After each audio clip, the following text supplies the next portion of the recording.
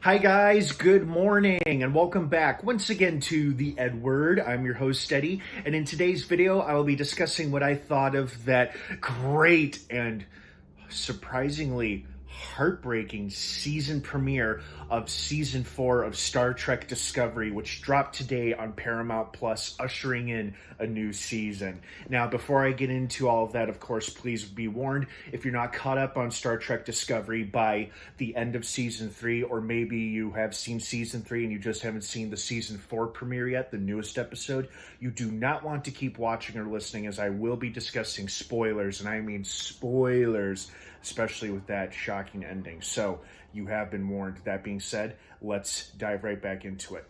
First and foremost, for a good chunk of the episode, for at least the first 10, possibly 15 minutes of this episode, it was nice where things didn't feel so chaotic and out of control. Because the past couple season premieres have opened the show with a chaotic life or death situation in the very beginning.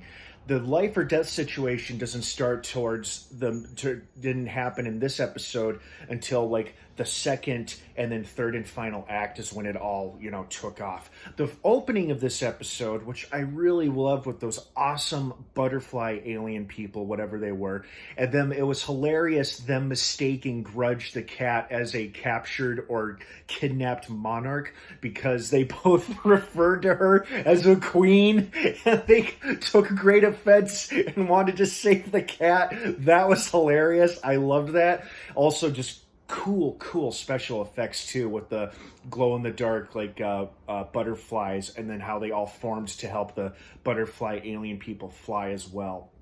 And I also just love Michael's confidence throughout this entire episode. Like, she is so sure of herself. Although the title of the episode, interestingly enough, was Kobayashi Maru. And I started to immediately become suspicious that if this entire scenario of answering to the distress call of the deep space station, it's spiraling out of control, and then getting hit by chunks of debris, I wondered, is this actually all one gigantic hologram? And the twist is that none of them have left the Federation headquarters, and this is all just a test of the unwinnable test of the Kobayashi Maru.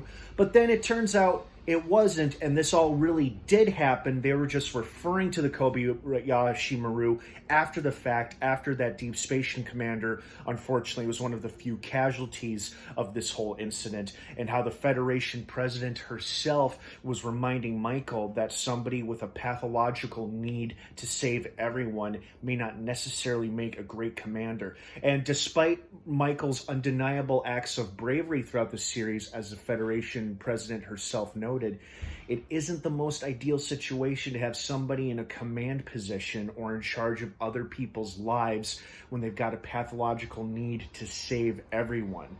And so I can kind of see where the Federation president is coming from, but at the same time, it's like, yo, Prez, have you seen this show? Michael knows what she's doing, and she and her crew are more than capable of taking care of themselves and others. Now, unfortunately, because it was revealed that this was not the Kobayashi Maru test, and it really was all happening, and it was real life. Unfortunately, that meant Book's planet is gone. The planet of empaths and cool creatures, and his brother and his nephew, all of them are gone. Like, whatever the hell that ripple effect was completely destroyed that planet. That ending scene, because as soon as all the characters' jaws dropped and a couple of them gasped, and then you saw like the tears filling up in the eyes of Michael and Book, I was like, oh no, his planet is completely obliterated, isn't it? And sure enough, there it was. I was like, oh God, no. Oh, that was sad. So now they've got a new galactic threat to contend with. I did like how in this episode it showed what Saru's been up to back on his homeworld, or trying to get his people back in the loop. I also loved Saru's argument about how, yes, this planet is their home, but their overall home is the collective galaxy itself, like how they shared their sun with 6 other planets in their own solar system, and how they've got the whole galaxy to think about rather than just their people and their planet. I just loved the argument that he made, or not really the argument, but the case he made about community, not just your own small community with people who look and act and think and look like you, but everyone. Like, he was talking about not just the Federation, but the entire galaxy. And I thought, wow, what a great unifying point he's making there. I love that sentiment he was, sharing with all his people. That was awesome. So like I said, solid opening. Really love seeing how organized and put back together the Federation and the galaxy is for the most part. I knew a new threat was going to be inevitable, like it always is.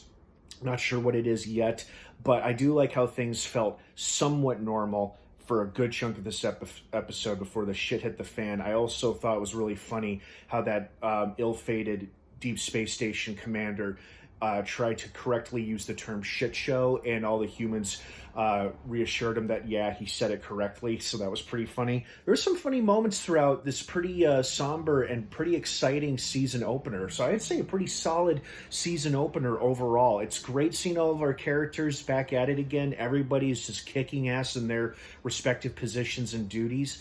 And love seeing Grudge again, of course. Her being referred to as a queen is always funny. And then the aliens mistaking her for a captured monarch was just icing on the cake. So solid opener, just very, very sad ending. Oh, I feel so bad for Book. I wonder if it's a thing or if it's an anomaly that destroyed his planet. And if it's a thing, like a person or maybe an alien species, if he's the one who gets to deliver the crushing blow if it comes to that. But who the hell knows with this show. So let me know what you think of the season 4 premiere. What did you guys think of it? I really enjoyed it. I thought it was a great mixture of excitement, heart, and humor, and unfortunately sadness as well. But it was a healthy balance of all those things. But let me know what you guys think. I'd love to hear your thoughts and feelings on this. Have an awesome rest of your day. And if you want to hear me talk about more Star Trek stuff, I'm about to watch the newest episode of Star Trek Prodigy, which is about to start here. So I will get back to you guys shortly. And thank you so much for joining me for my season 4 premiere review of Star Trek Discovery, which is now back with new episodes dropping every Thursday on Paramount Plus. Have an awesome rest of your day, everybody. Thanks for watching. And of course, until next time, live long and prosper.